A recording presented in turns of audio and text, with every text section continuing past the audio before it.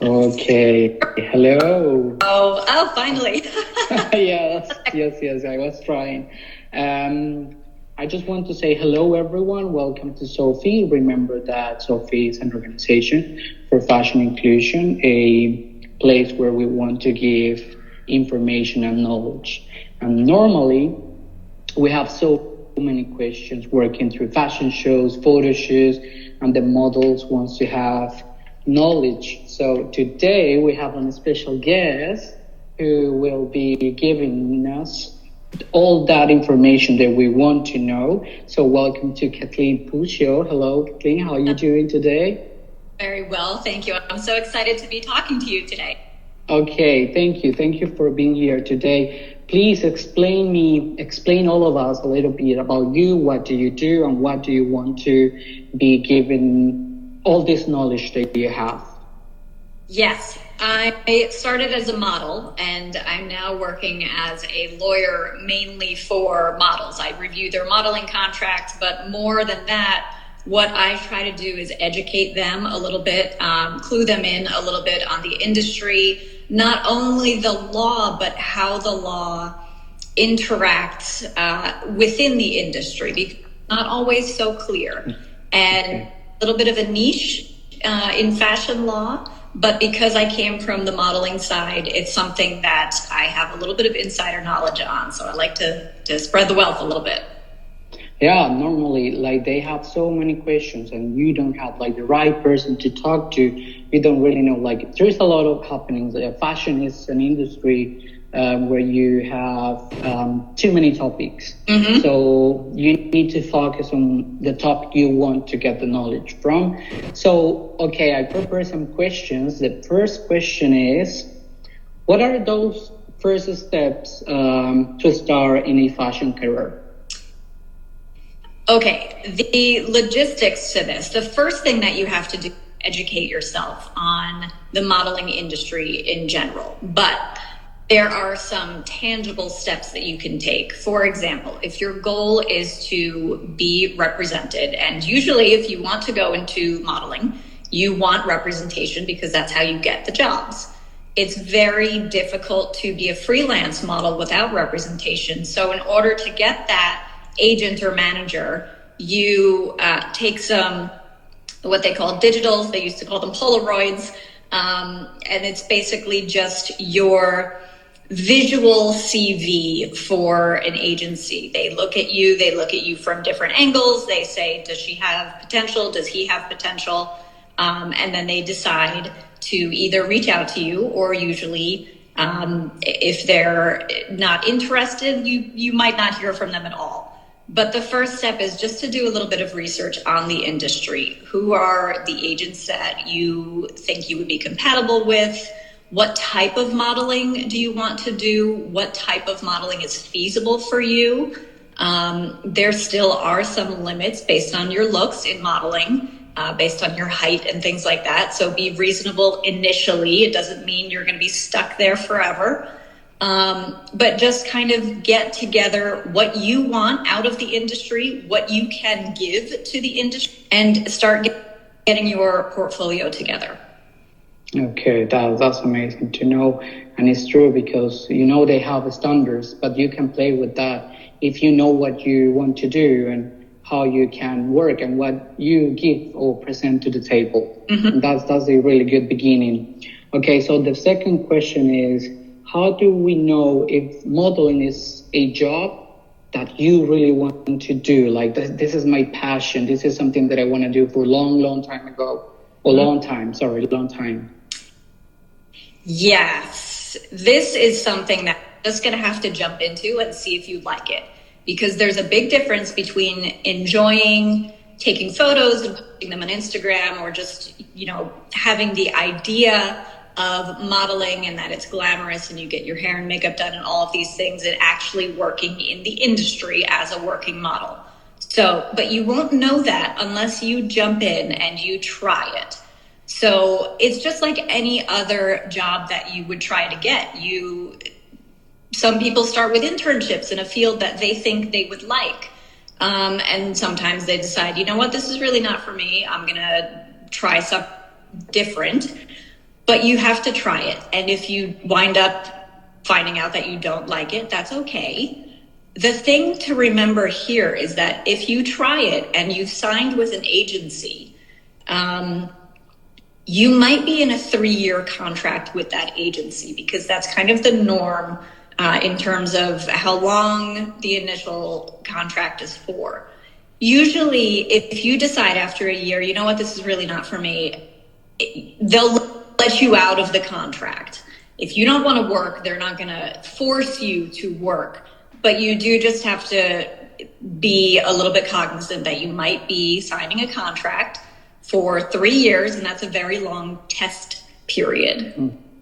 Okay. And once you do that, you're not allowed to sign with any other agency? Usually they're exclusive contracts, that's right. Okay. Yeah. Okay, yeah, because they want to do other options, or they want to just try something else, but they cannot because they already signed with those agencies. So something. Okay, that's good to know. The third question is how and why to work with a model agency. The reason you would want to work with an agency, there's more than one reason. The main reason is that they are the ones who are going to find you the jobs. Another reason would be that they're the ones who are going to guide you in your career and tell you your portfolio needs more of this type of shot. So you have to go out and get these types of shots, and here are some recommendations. They're really, in a lot of instances, your mentor in a sense. They're not just out there submitting you. They're talking to you about your career if you have a good agent. And they're trying to help you advance and get yourself together and your package together in a way that makes you more marketable. So the thing that you want to watch here is that you don't sign with just necessarily the first agency that comes along just because they're the ones that get you the job. You want to look for an agent that you're really compatible with, whose advice you would trust and be willing to take. Because again, you can be in a contract for 3 years with them, and that can be a very long time if you're not compatible.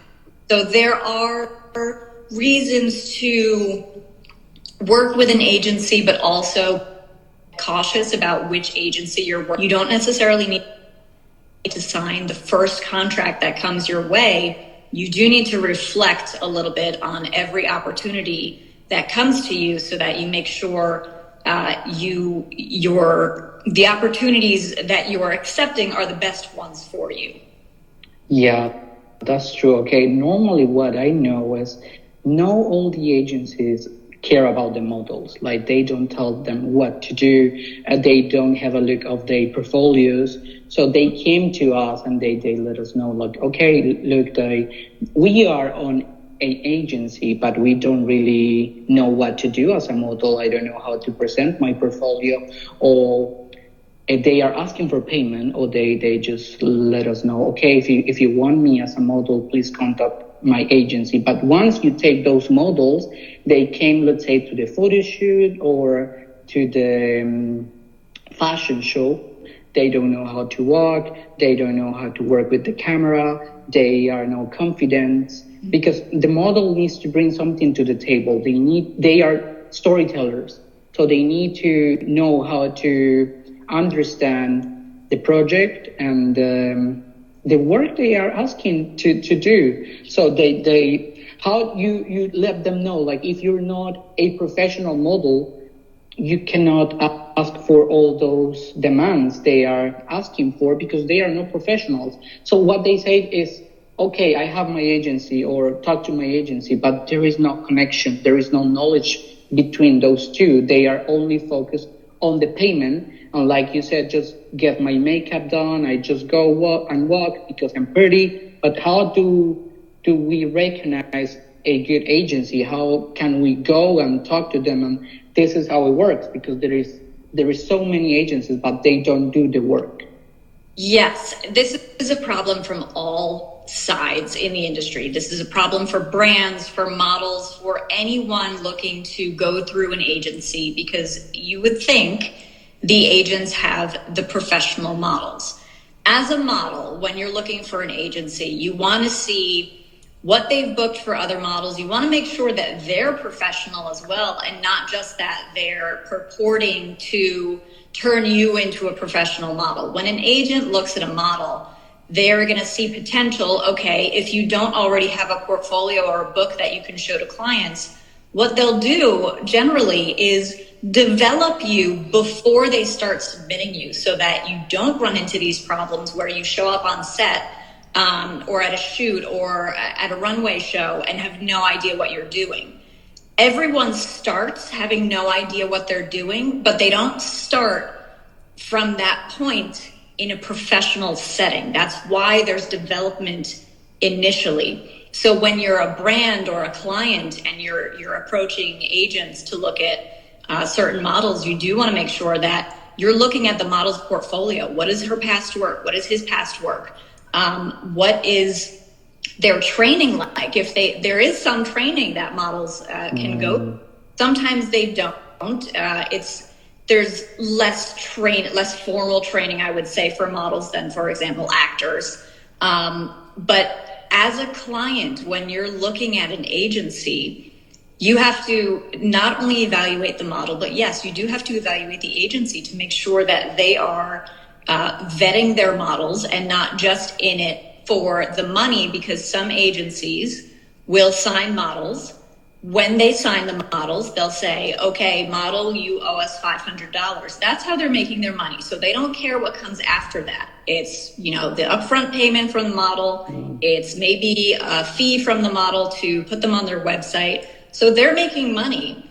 But from the client side, or from the brand side, whoever's looking at these models also has to do the research on the agencies and not just look at what the models are doing. Okay, let's say I'm a model and I don't want to go to an agency. Where can I go? Where else can I go? To a model academy? What other place can I just go and get some knowledge about that if I want to be a model? Yeah, what you would do, so one option is you would just do some test shoots. Now, here's the thing. If you don't know what a test shoot is, this is something you have to educate yourself on. So there are things that's kind of like understanding the industry before you really jump into it. So you can contact a photographer and say, look, I want to start building my portfolio. These are not paid shoots. You're not going to get someone to pay you to model in a test shoot. It's not an editorial. You are basically paying the photographer to take photos of you to build your portfolio. Sometimes trade if there's photographers who also want to build their own portfolio. Neither one of you will pay each other, and you'll just kind of try to collaborate and build your separate portfolios in a collaborative way. Usually you want to find a photographer who has experience, who's going to get you the first photos, and then start building it from there. Maybe you send it out to some agents, maybe you get some feedback, maybe you don't. But you keep updating, keep working on your if you're practice walking. I mean, yeah, that's true. Yeah. Just it doesn't happen. Yeah. So these are, there's a lot that you do, but these are just some places to start. Okay, and after that, let's say, okay, I'm doing my homework. When can I start asking for payment? And then let's start without or with an agency. When can I start talking about money? This actually, it depends on the type of modeling you're doing. A lot of people are surprised to find out that a lot of runway models and editorial models get paid very little, and commercial models get paid a lot more. So if you think that all of a sudden you're going to get a great paycheck, you might be very disappointed. Even if you're working as a professional model, the pay might not be great. But when you start demanding payment or asking for payment is when you are in demand in some way. Because if you just do a couple of photo shoots and you have a few photos in your portfolio and you say, great, I'm a professional model. Okay. But that doesn't necessarily mean that you're a professional model to the extent that a brand would need you to assist them in selling whatever they're trying to sell.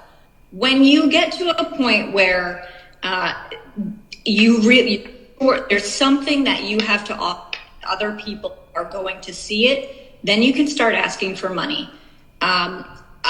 I would say that here's another place where you need to do research on how to set your rates, what types of clients you might want to just work for free because it is good for your portfolio or for the networking or whatever. There's a lot of moving parts, but you have to, it is a business, so you do eventually want to get paid for it. Yes, actually, and it's not only about photo shoot, it's also, you said, networking, because when you go to those brands, they know more people, they do events, so you get to know more people, then they get to know who you are, what do you do, and then you can get more jobs or more opportunities that you never know, and that's how it works, because I'm in this industry, and that's how it works, and I like that, but I don't want to say it's a tough industry, because all industries are tough somehow. You just need to know how to navigate and get the knowledge. So that's why we want to give this live and give knowledge to people who want to know more about fashion industry. But anyway, it's a tough industry. But that's, which takes me to my next question, and is how to maintain a long career. How can we go through the years and still on the road and keep working? This is very important. This is where you have to be sure of your decisions early in your career. There are so many instances in which early career or young models will see an opportunity and they will take it because they're just so excited to have any opportunity. They've been for so long. Like you said, it's a tough industry. It's very competitive. There's not a lot of work to go around. And it's one of those careers that skews very young in some ways, and the impulse to just accept what comes your way is very strong in some instances, just because people do not have the experience in the industry. But sometimes a yes can really be a detriment to your long-term career. So you have to think of things in short-term versus long-term. This might be short-term money for me, so I can pay my rent. That's great. But is this a job that might in some way in the future hinder your career? For example, if you want to be a commercial model and the girl next door and, very wholesome, do you want to do nude shoots early in your career? Maybe not, because if you start to build a name for yourself, the commercial clients might not necessarily want to associate their brand with something a little bit more artistic or risque. So you have to think, is it worth it? Would I do this if money were not an issue for me today, right now? Is this a good long-term decision, not just a decision for today? And you have to know how to build a team around you who's going to be with you and help guide you for the long haul. It's not just, let's do this now. You have to know, and this comes with experience, but you have to know who is right for your team. And there are going to be some people who you like working with, but maybe they're just not right for you. It's just, there's something not right. It doesn't mean they're doing anything wrong or you're doing anything wrong. It just might not be working. And sometimes you have to cut them loose, and you might make some people unhappy along the way, but it doesn't have to be adversarial. And you have to be confident enough to know that tough decision is the right decision for you. So it's really just building a lot of business sense. Okay. Yeah, it makes sense. And I don't know if you agree with me, but I will say that you need to be friendly, because when it comes to modeling, it's so much ego, and all of it is about me, me, me, me, me. And if you want to keep working, you need to be friendly with the photographers, makeup artists, the stylists. Like, just be nice, because when they get so egocentric, but they want to keep working, that's not going to happen. That's not going to happen. Yeah. Yes, and isn't that kind of how you want to live your life anyway? Just kind of being nice to people. That should, in my opinion, be the default. Yes, for networking purposes, of course, you want to talk to everyone around you. You want to know the people. You want people to know you, but also just from a human level, just be nice to the people around you. yeah, that's true. Okay, Kathleen, I just want to say thank you so much. And let's say if some of the models or any models that we have been working with want to get in contact with you, they want to get more knowledge, and they want to just clarify some information, how can they get through your information or the knowledge you have? I'm very easily accessible. You can send me a DM. I check them often. It might take me a minute to get to you, but I will get to you. You can send me an email. You can find me anywhere, any of my videos online, mostly on Instagram. They're on YouTube, on my website. If you just search for my name, you'll find a way to contact me, and I will reply to you. Okay, that's great. And I just want to say thank you so much for your time. Hopefully we can see each other here in Sweden or New York. I know you're very close here in Europe, right? And see you soon. Thank you so much. This was really helpful. I hope we can help many models and many people who like the fashion industry. Likewise.